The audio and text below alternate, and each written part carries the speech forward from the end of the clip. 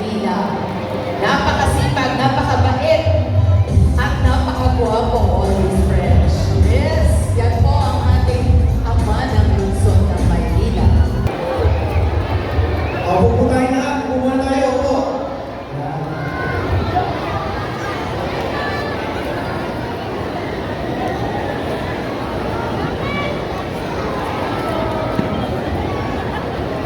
Ay magandang umaga po sa inyong lahat, sa mga magulang na naririto.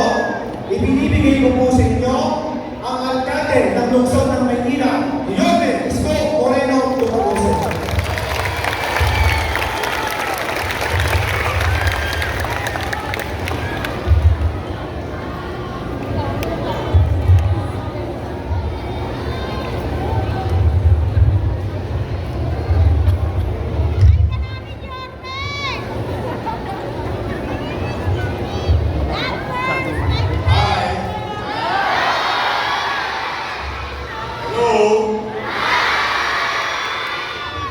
Good morning.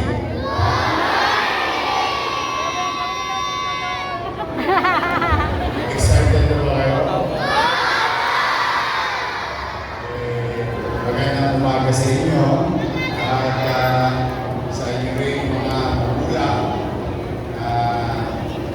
Ngayong araw na ito ay tatanggap ng tulong upang maibsan, mabawasan ang kanilang gastusin para sa ating mga batang Maynila sa kanilang pag-aaral. Kaya taus-puso nagpapasalamat sa kasipag at mabilis din kumilos ng mga staff natin sa MDSW. Malapakan niyo sila.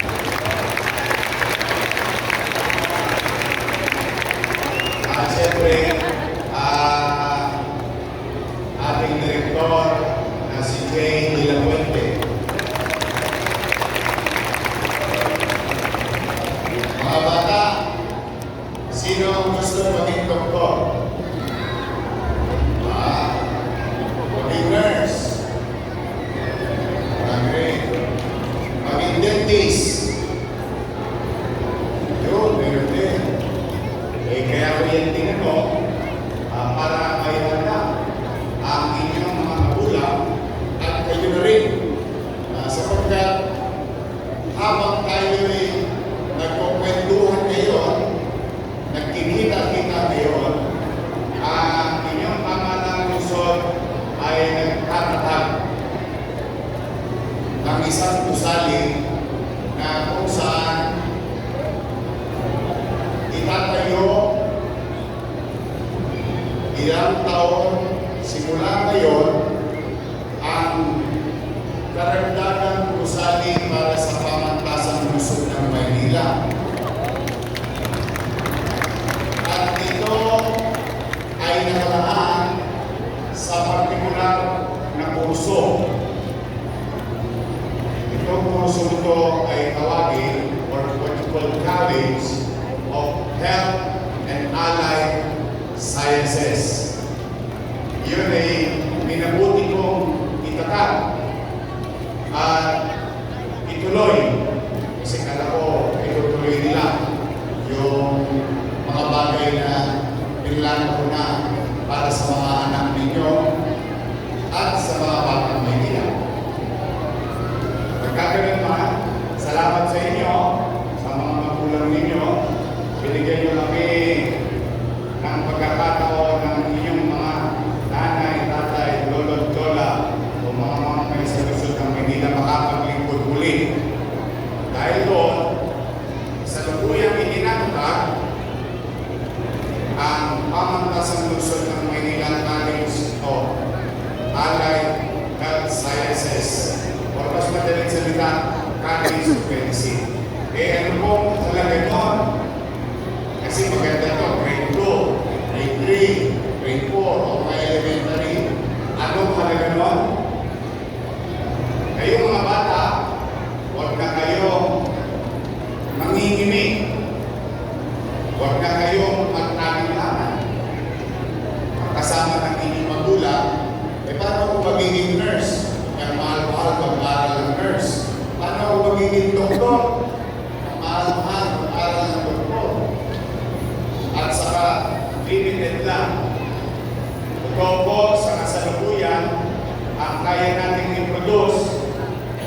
sa isang pinakamagaling na College of Medicine ay ang pamantasang Luzon ng Maynila ay about 300 students lamang.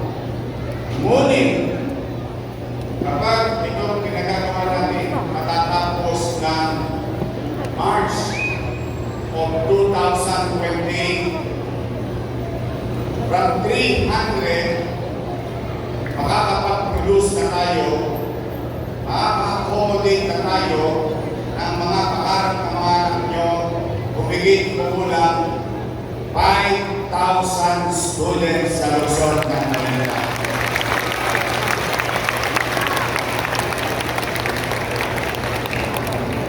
So, kaya mga bata, ulitin ko, sino maging gustong doktor, nurse, dentist, lab tech, and so on and so forth.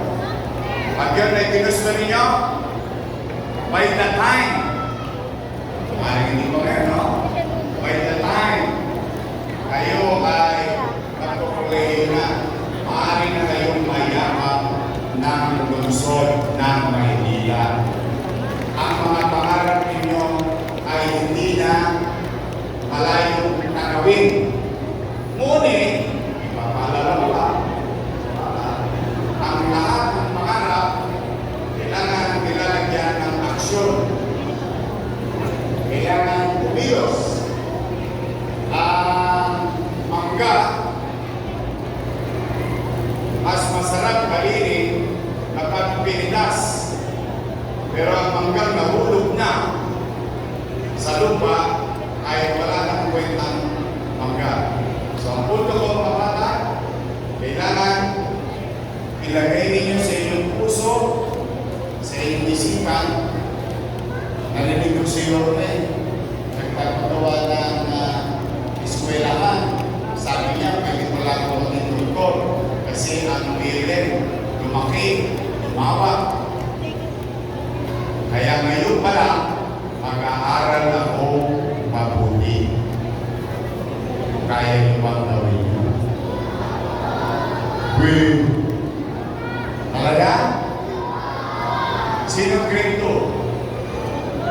Grade 2, grade 2. Challenge. Nung grade 2 ako, first honor ako. Sa Rosario Almario Elementary School, sinabitan ako ng medalya. Kasi magaling daw ako mag-aaral. Sabi ng teacher ko, si Mrs. Laseste. Pero ibig sabihin, na kaya ko, kaya hindi. Sino ang madalas walang baon? Taas ang kamay. Wala kayong baon? Taas ang kamay.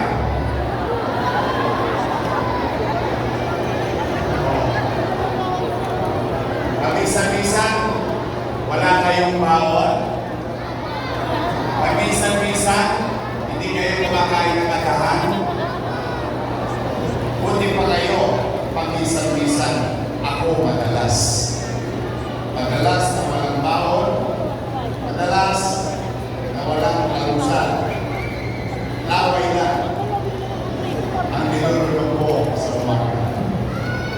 Pero, kahit na yung hirap, mabata, ang inyong mga nanay at tatay, tulad ng nanay ko, tulad ng tatay ko, hindi sila sumusuko. Lahat yan, walang magulang na ayaw niyang kumakala ang sikmura ng kanyang anak. Kaya lamang, dala ng hirap ng buhay, talaga naman, hihintayin na lang niya kayo umuwi ng Lakadian para ma-reserve sa refrigerator ninyo at good po na din. So, ibig sabihin, you pursue whatever challenges in between, kung ano man ang mga hamon sa pagitan, kailangan patuloy ninyong habulin, tumuhin yung inyong pangarap sa ngayon pa lamang ay pagpulihan nyo na maging mag-aaral.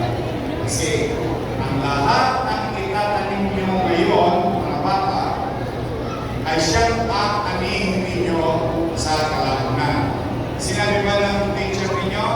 Katulad ng teacher ko, sinabi, kapag may tinanim, wala. Ako'y elementary ko pa narinig yun sa teacher ko. Kapag may tinanim, pag mabuti ang tinanim, mabuti ang pagsipag ang tinanim, ginhawa ang yan. Hindi madali. Pero hindi imposible. Bakit? Kapata, taas ang kamay, napakiramdam ninyo, mahirap ang buhay natin. Taas ang kamay. See? Ibig sabihin, pare-pareho tayo. Wala tayong pinagkaiba. Sino nag-aaral sa public school? Pare-pareho rin tayo. Pero, baka mamaya, isa sa inyo, lahat kayo rito, isa sa inyo, hindi lang maging doktor. Baka maging mayor din kayo. Sino gusto maging mayor? Sino gusto maging vice mayor? See? Kaya, ulitin ko, ang pangarap ang magbibigay ng liwanag sa kalsadang inyong at ahain. So, kayo lang ang mamimili. Anong gusto nyo? Gasera? Kandila? O halogen? Kaya walang limit. So it is only you and up to you ang magsisikap para sa magandang kinabukasan. Ang edukasyon ay isang susi at gamit na maaari natin makuha at gamitin kung tayo magtagumpay sa pamumuhay. At for the meantime, umanatag kayo, mga nanay, mga tatay, habang nandito ako, pipilitin ko laging mainam, masinop, at episyenteng gastahin ang salapi ng taong bayan na maibalik through services sa ating mamamayan. Yun ay commitment ko sa inyong lahat.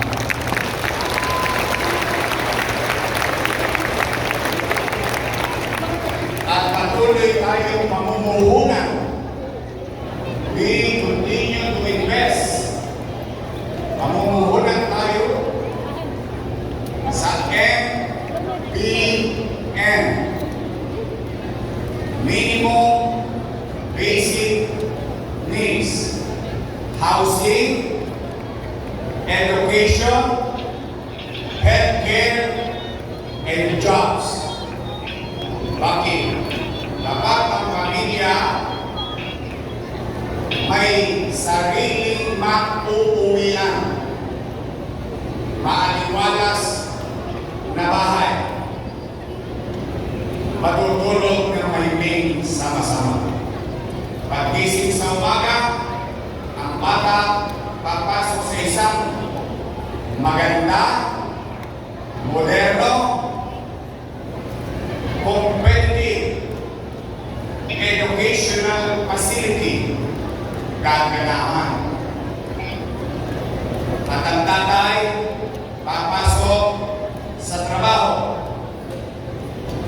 Kapag nagkasakit ang pamilya, may matatakbuhang maayos, episyente, may ekwipo, gamot, at professional. Una ang pang-araw-araw ang mga kailangan ng bawat pamilya Manila. Sa programang ito, aking paniwala, since yesterday, since today,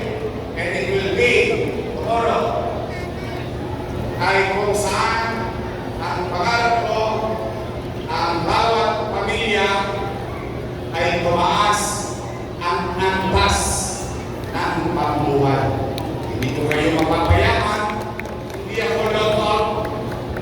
Hindi ako kantalpaka. Pero, ang gobyerno, kayang pataasin ang antas ng pamumuhay ng kanyang nasasakupan. Maluwag, mararaos, at ang kanyang mga pangunahing pangangailangan, kaalinsabay at kaagapay niya ang pamahalang musulman. Katulad ng pagsasama-sama natin ngayong umaga. Hindi kami titigil kung saan, paano may paralan sa bawat pamamayan na mapagaan ang hirap ng kanyang dinaranas sa araw-araw na tustusin sa pamumuhay sa atin dito sa Luzon. Malamang sa ilan sa pananay nyo, hindi lang niya sinasabi, nagkita na sila ni Judith. Kilala niyo si Judith? Tuwing Alexi at Renta si Judith. Judith? Hindi pala ako ng spelling. Judith. Oriente. Gobe. Bumay. Pinalihan. Online ko. Mayroon na. And so on and so on. Mahirap maging magulang. Ayaw ko lang na maging nagrama ngayong umaga. Gusto ko lang maging masaya tayo o hopeful. No? But it's really hard. That's why we, your Vice Mayor, Director J, sa puna namin mga staff, sa MDSW, we will not stop. Hanggat may mapipiga ko sa pimpo, sasalutin ko at iaalay namin sa inyo.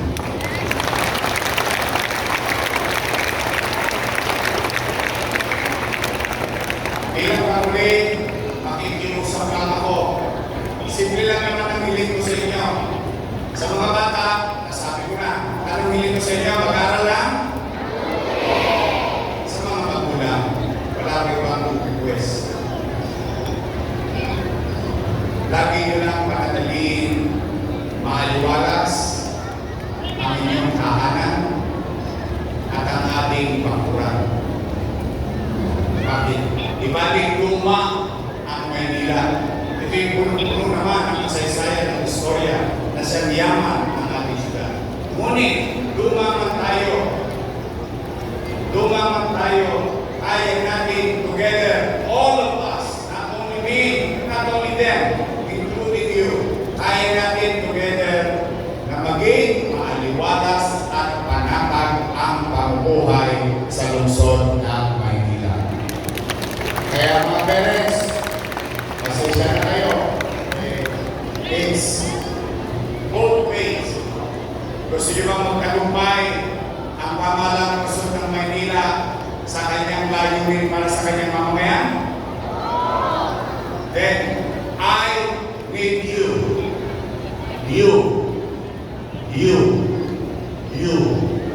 I need each and every one of you.